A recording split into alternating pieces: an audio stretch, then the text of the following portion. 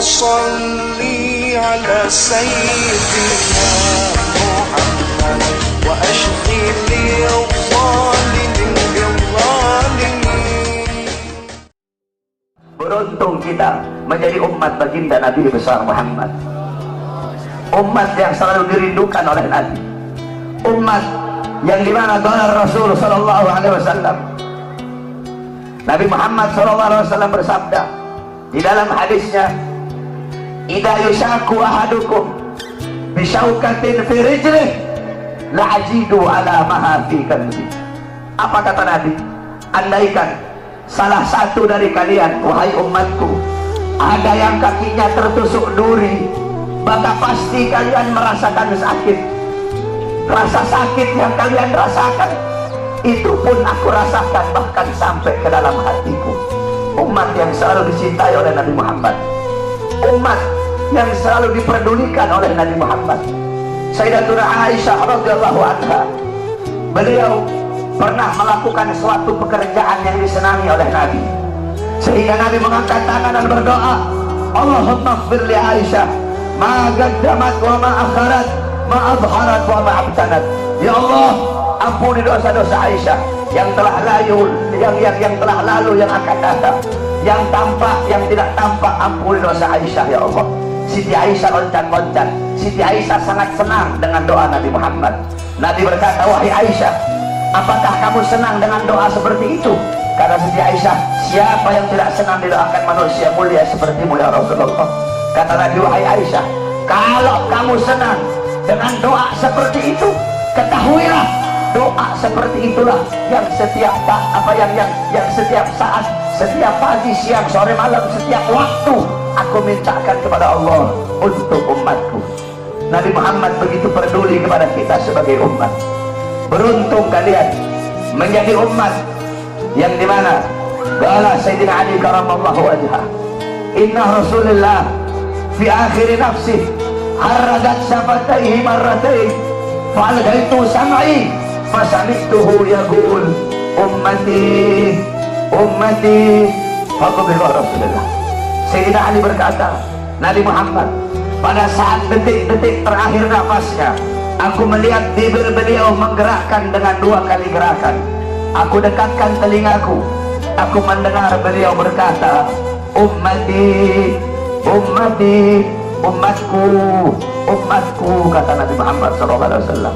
Bahkan pada saat detik-detik terakhir nafasnya, Nabi Muhammad masih memikirkan kalian sebagai umat. Ketika itu Nabi Muhammad terbaring sakit di kamar yang biasa beliau tiduri di rumah Sayyidatuna Aisyah radhiyallahu anha.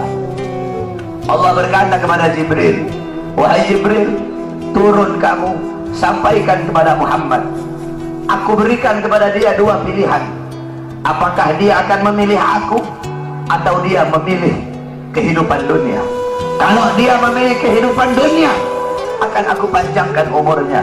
Tapi kalau dia memilih aku, sampaikan kepadanya, pada hari ini akan datang ajalnya. Turun Jibril membawa firman tersebut.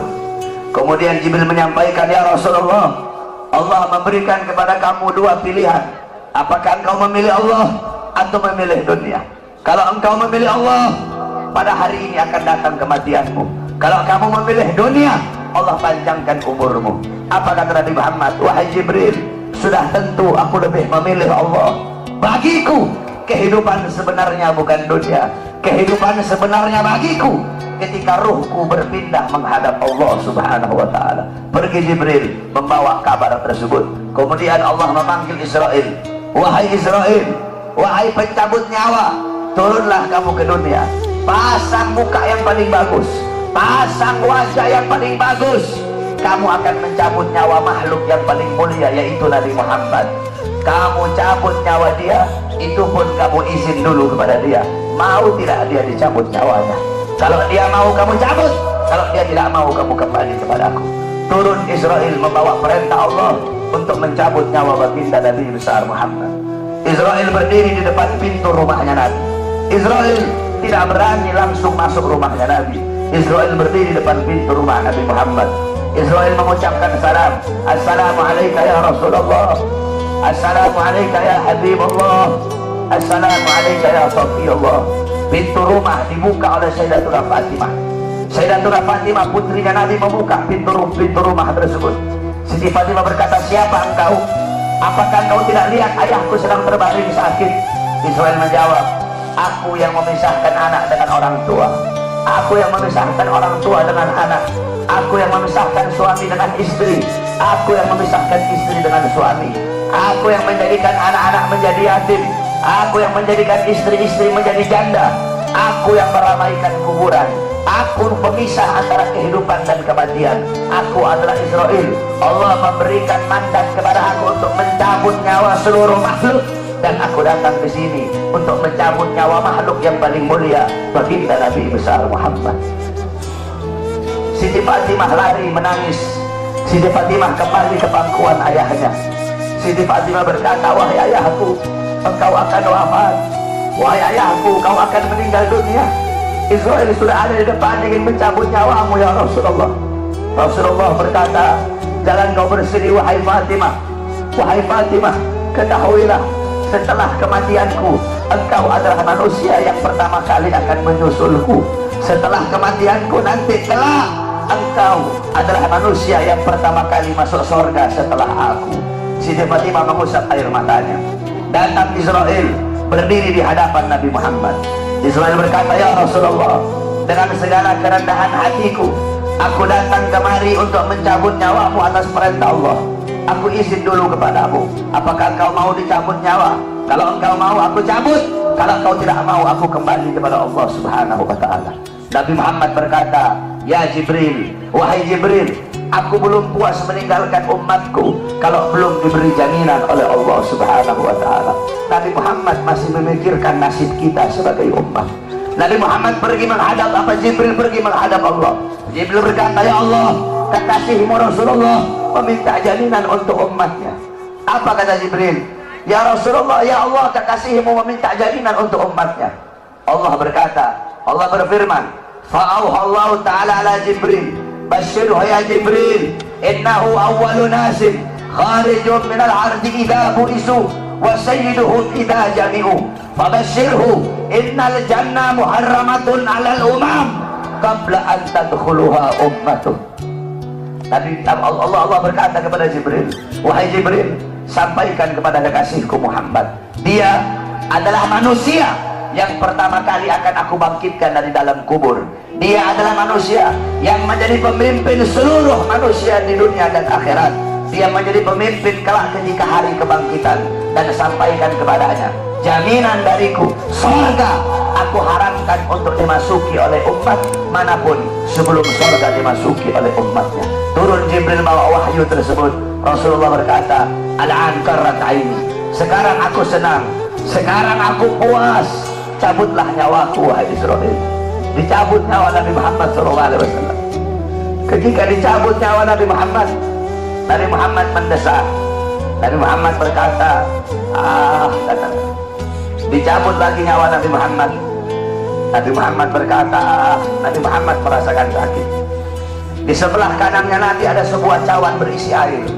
Nabi Muhammad letakkan tangannya di cawan tersebut. Beliau usap air keringat yang keluar dari wajah beliau. Kemudian beliau berkata, wahai Israel, apakah seperti ini rasa sakit dicabut nyawa?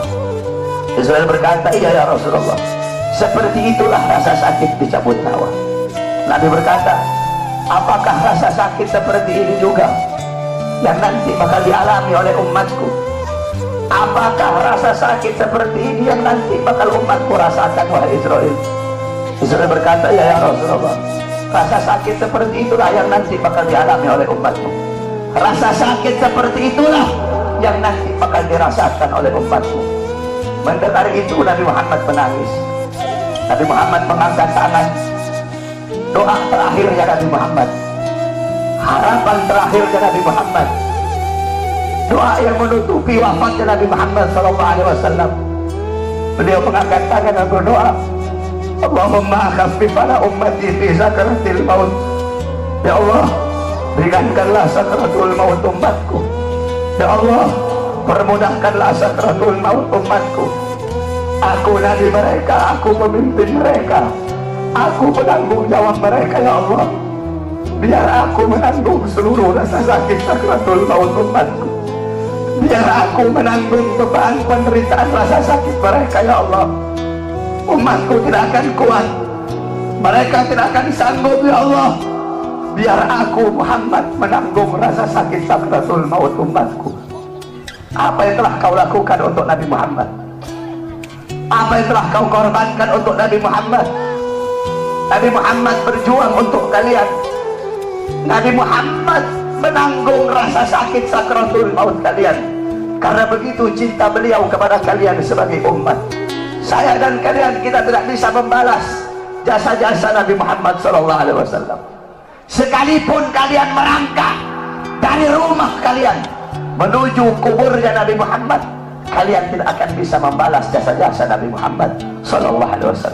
Oleh karena itu saudara-saudaraku sekalian, setelah Nabi Muhammad wafat, banyak para sahabat-sahabat yang tidak kuat hidup.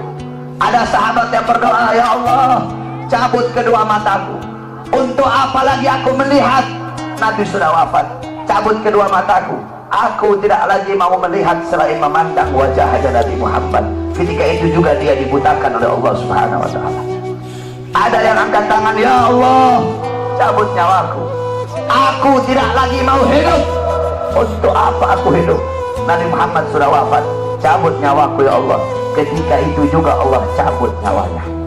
Kemudian ada seorang perempuan, ada seorang wanita, qalat li Aisyah, ya Aisyah, ikshif li qabrin Nabi. Wahai Aisyah, bukakan untukku kuburnya Nabi Muhammad. Dibuka kuburnya Nabi oleh Siti Aisyah. Masuk ini perempuan, fabakat hatta matat.